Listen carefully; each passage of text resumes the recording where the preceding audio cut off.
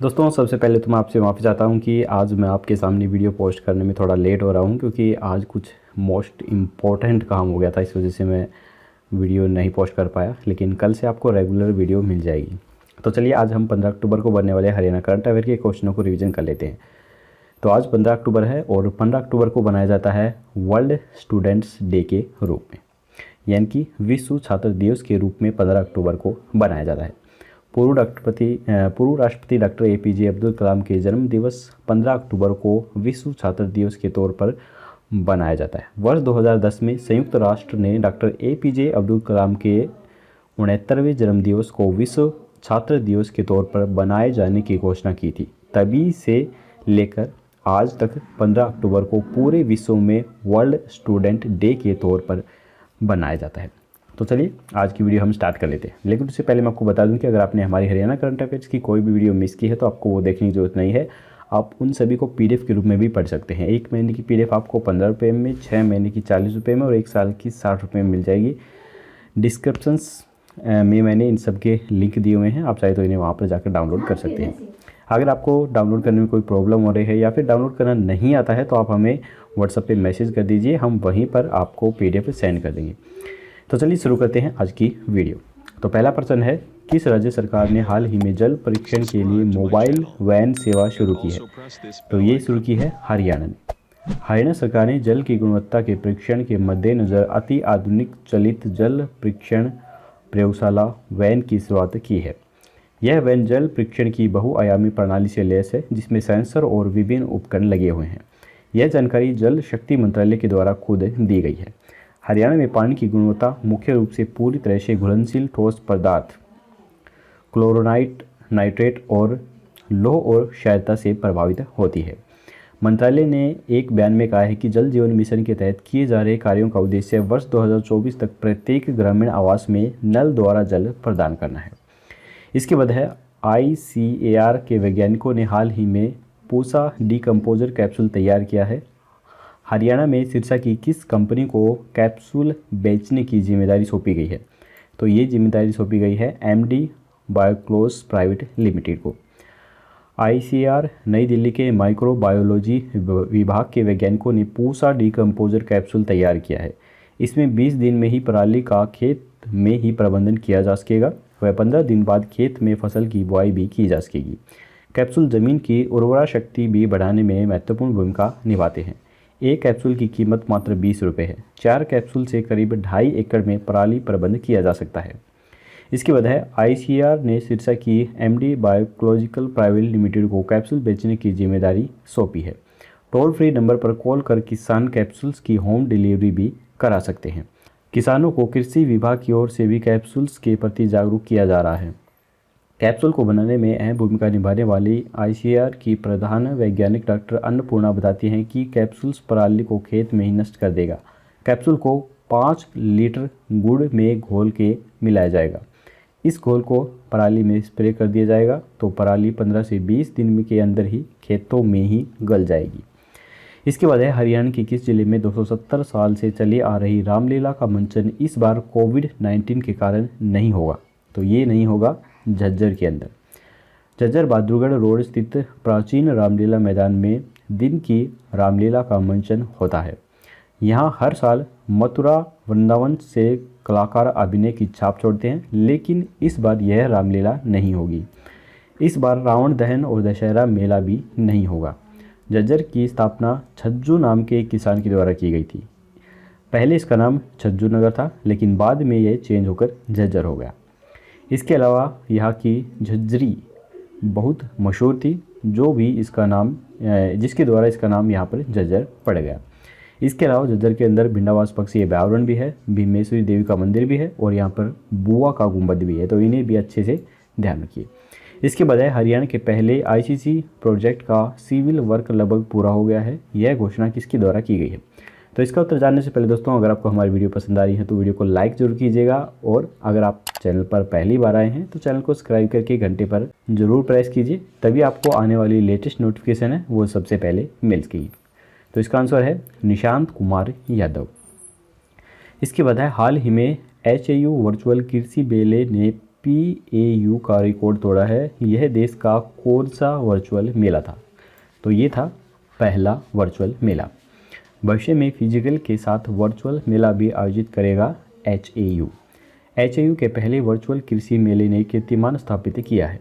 देश के दूसरे वर्चुअल कृषि मेले में PAU के कृषि मेले से भी अधिक व्यू मिले हैं। 2 दिन में दिखने वालों की संख्या 1.5 लाख तक पहुंच गई है। HAU के पदाधिकारियों का दावा है कि लुधियाना की पंजाब एग्रीकल्चर यूनिवर्सिटी के वर्चुअल कृषि मेले को 2 दिन में 1.5 लाख से कम व्यू मिले हैं। HAU के अधिकारियों ने PAU में ही वर्चुअल मेला आयोजित कराने की ट्रेनिंग ली थी।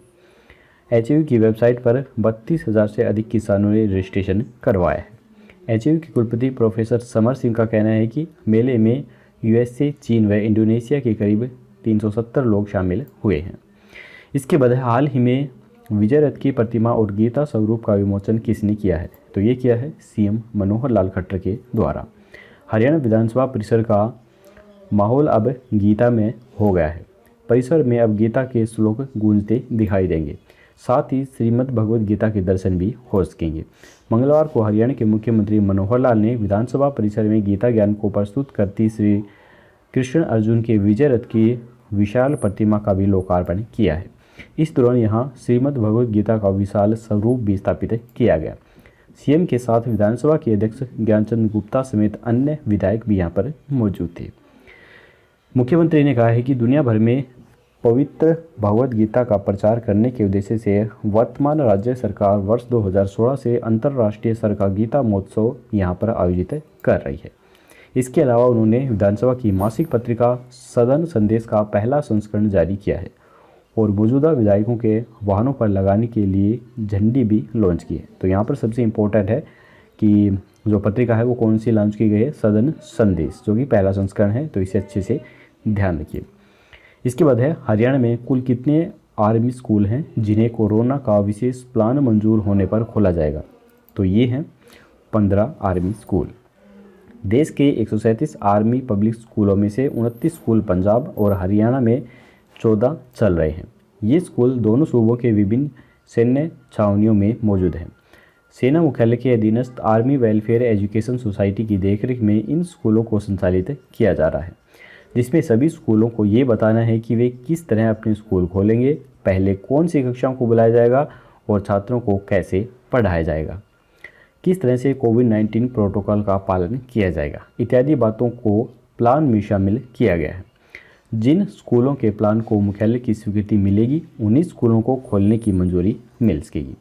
मगर इसके साथ साथ आर्मी स्कूलों को केंद्र सरकार के साथ साथ संबंधित राज्य सरकारों को भी कोविड-19 निर्देशों को मानना पड़ेगा। इसके बाद है दिल्ली मुंबई एक्सप्रेसवे कनेक्ट होगा नोएडा इंटरनेशनल एयरपोर्ट IGIA से। इस एक्सप्रेसवे से हरियाणा के किस शहर को लाभ सबसे ज़्यादा होगा? तो ये होगा बल्लभगढ़ को। इंदिरा गांधी इंटरनेशनल एयरपोर्ट को मुंबई एक्सप्रेसवे से जोड़ने के लिए राष्ट्रीय राजमार्ग प्राधिकरण सड़क का निर्माण कर रहा है। इससे IGI एयरपोर्ट दिल्ली और नोएडा एयरपोर्ट के बीच भी सीधी कनेक्टिविटी हो सकेगी। दिल्ली मुंबई के बीच 1250 किलोमीटर लंबे एक्सप्रेसवे का निर्माण हो रहा है। इस एक्सप्रेसवे को IGI एयरपोर्ट दिल्ली से जोड़ने के लिए NHAI 7 चरणों में सड़क का निर्माण कर रहा है। इसका कुछ हिस्सा एलिवेटेड बनाया गया है। नोएडा एक्सप्रेसवे को भी दिल्ली मुंबई एक्सप्रेसवे से जोड़ने की योजना है। इसके लिए नज़दीकी शहर बल्लभगढ़ यहाँ पर पड़ता है। यहाँ से नोएडा एयरपोर्ट तक करीब 31 किलोमीटर लंबी सड़क का निर्माण किया जाएगा। इसका करीब 24 किलोमीटर हिस्सा हरियाणा राज्य में होगा। शेष 7 किलोमीटर उत्तर प्रदेश की सीमा में ये निर्माण होगा। सड़क निर्माण पर दोनों राज्यों के बीच सहमति, लागत आदि पर वार्ता के लिए जल्द बैठक होने की संभावना है। IGI एयरपोर्ट दिल्ली व नोएडा एयरपोर्ट को जोड़ने के लिए यह विकल्प सबसे कम खर्चीला होगा। चरण पूरा होने के बाद IGI एयरपोर्ट दिल्ली से नोएडा एयरपोर्ट की दूरी 123 किलोमीटर की हो जाएगी। तकरीबन 1 घंटे में एक एयरपोर्ट से दूसरे एयरपोर्ट पर पहुंचना बिल्कुल आसान होगा। इसके बाद है हाल ही में इंडियन इंजीनियरिंग सर्विस की परीक्षा में किसने देश भर में 25वां रैंक हासिल किया है? तो ये रैंक हासिल किया है विक्रम दूल ने। विक्रम ने इससे पहले पिछले साल यूपीएससी की परीक्षा में 88वां रैंक हासिल किया था और आईआईटी दिल्ली से बीटेक में टॉप किया था। उसके बाद आईआईटी बॉम्बे में एमटेक में प्रवेश लिया। पढ़ाई पूरी करके टिहरी हाइड्रोलिक्स डैम ऋषिकेश में इनका चयन हुआ। फिर Indian airport authority of India में चयन हुआ और उसके बाद इंडियन ऑयल में इंजीनियर के तौर पर ज्वाइन किया था।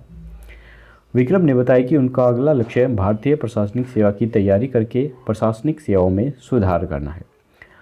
आईएएस एग्जाम्स 3 स्तर पर आयोजित होता है। पहली स्टेज में इंजीनियरिंग की प्रारंभिक परीक्षा पास करके मेन एग्जाम्स पास किया जाता है। उसके बाद इंटरव्यू पास किया जाता है। तो चलिए दोस्तों, यहीं पर हमारे आज के हरियाणा करंट अफेयर के क्वेश्चन खत्म होते हैं। अब हम अपना रिवीजन लगा लेते हैं, जिसमें मैं पर्सन बोलूँगा, उसके बाद कुछ देर बाद मैं आंसर बताऊंगा। तो आपको आंसर बताने से पहले ही सोच लेना है कि इसका आंसर क्या है और फिर आपको देखना है कि आपका आंसर ठीक है या नहीं है। तो पहला प्रश्न है, किस राज्य सरकार ने हाल ही में जल परीक्षण के लिए मोबाइल वैन सेवा शुरू की है? तो ये की है हरियाणा ने।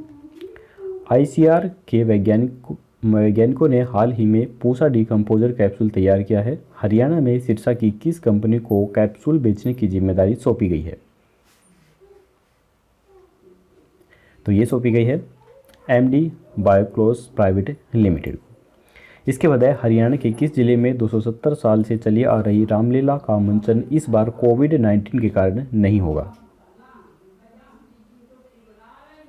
तो ये नहीं होगा झज्जर के अंदर। हरियाणा के पहले आईसीआईसी प्रोजेक्ट्स का सिविल वर्क लगभग पूरा हो गया है। यह घोषणा किसने की है? तो यह घोषणा की गई है निशांत कुमार यादव के द्वारा। इसके बाद है, हाल ही में एचएयू वर्चुअल कृषि मेले में पीएयू का रिकॉर्ड तोड़ा है। यह देश का कौन सा वर्चुअल मेला था? तो ये था पहला वर्चुअल मेला। हाल ही में विजय रथ की प्रतिमा और गीता स्वरूप का विमोचन किसने किया है? तो ये किया गया है सीएम मनोहर लाल खट्टर के द्वारा।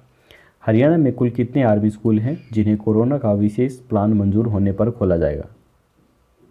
तो ये हैं total 15 army school. Delhi Mumbai expressway से कनेक्ट होगा नोएडा इंटरनेशनल एयरपोर्ट से। इस एक्सप्रेसवे से हरियाणा के किस शहर को ज़्यादा लाभ होगा? तो ये होगा बल्लभगढ़ शहर को। इसके बाद लास्ट क्वेश्चन, हाल ही में इंडियन इंजीनियरिंग सर्विस की परीक्षा में किसने देश भर में 25वां रैंक हासिल किया है?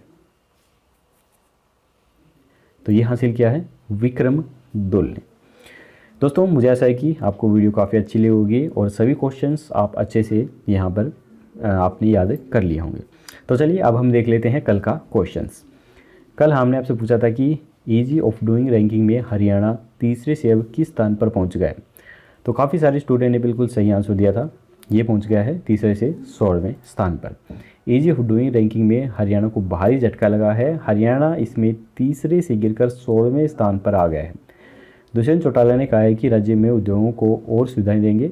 पंजाब को एक स्थान का उछाल मिला है और वह 20वें से 19वें स्थान पर आ गया है। केंद्रीय वित्त मंत्री निर्मला सीतारमण और वाणिज्य मंत्री पीयूष गोयल ने शनिवार को राज्यों और केंद्र शासित प्रदेशों की ease of doing business ranking भी जारी की थी। तो चलिए दोस्तों, अब हम देख लेते हैं आज का क्वेश्चन। आज का क्वेश्चन है कि हाल ही में हरियाणा के किस जिले के रहने वाले जवान भूपेंद्र सिंह चौहान जम्मू कश्मीर के बारामूला में आतंकियों से लोहा लेते हुए शहीद हो गए हैं? तो यहाँ पर 4 ऑप्शन है, कुरुक्षेत्र, पानीपत, चरखी दादरी या फिर सोनीपत। आपको राइट ऑप्शन हमें कमेंट बॉक्स में बताना है। कल की वीडियो में आपको इसका जवाब मिल जाएगा।